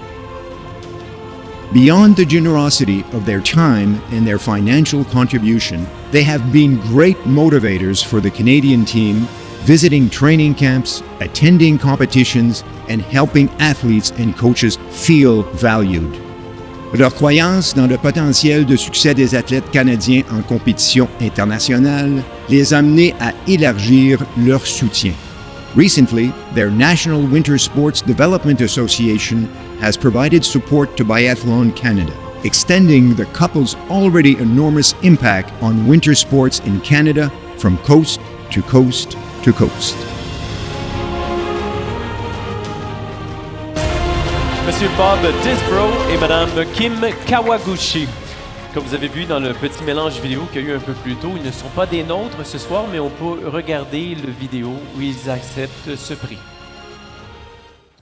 Good evening. We are sorry to miss the celebrations in Montreal this evening.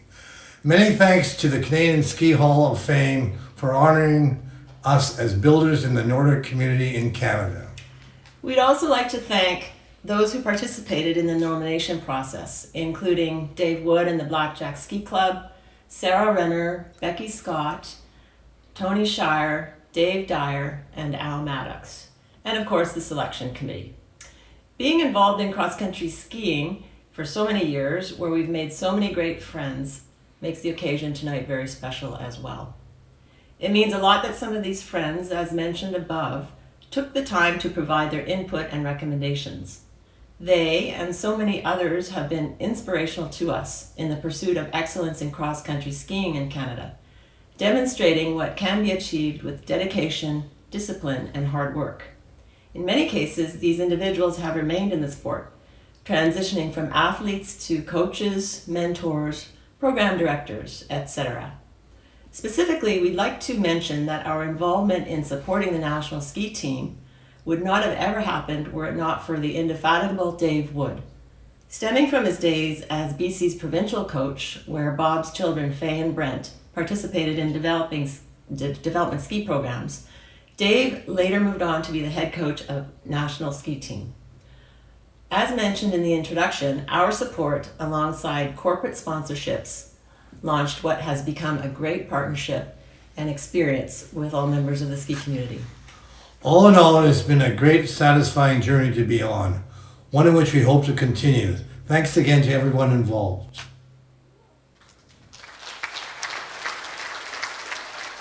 Et pour accepter le prix, j'inviterai sur scène M. Tony Shire, Vice-Chairman at Nordic Canada. C'est vrai, il y en a deux.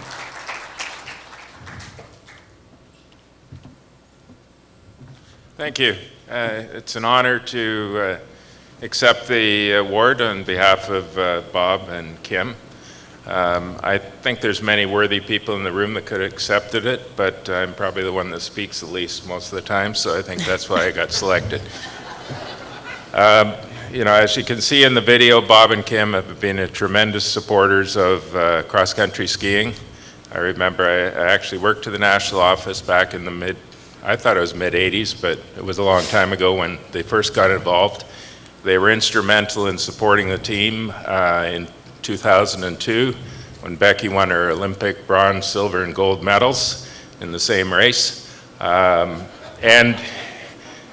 Yeah, my humor's a bit dry, sorry.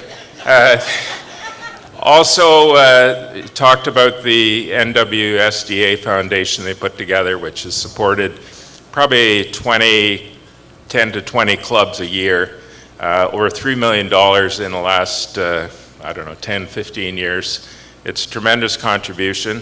This year at the World Under-23 Championships, we got a gold medal in the sprint and a gold in the relay, and all those athletes could be traced back to coaches that were provided funding through the NWSDA funding.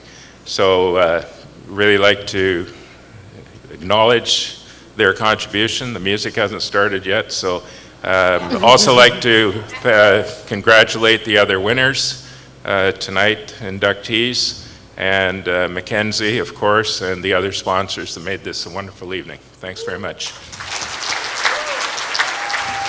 Congrats. Yep.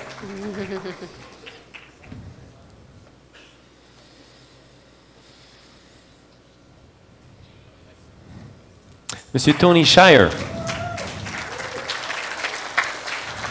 We would like to take a moment to thank all of you for being here for this special evening. Congratulations to our new honored members of the Canadian Ski Hall of Fame, Class of 2024.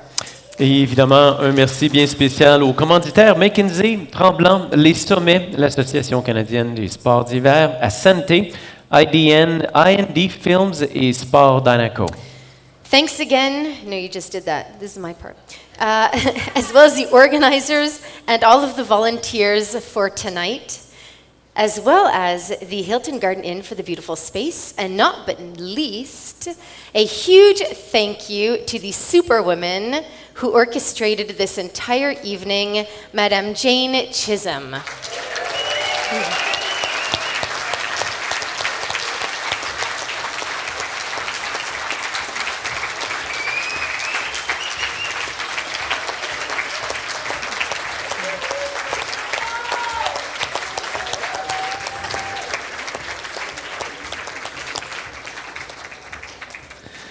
So thank you very much for being with us tonight. Merci beaucoup pour cette magnifique soirée. Il y a le bar qui est ouvert de l'autre côté. Et nous espérons que vous avez eu du bon temps. Merci, Shanna. Thanks, love. Have a wonderful night drive home safe. Merci beaucoup.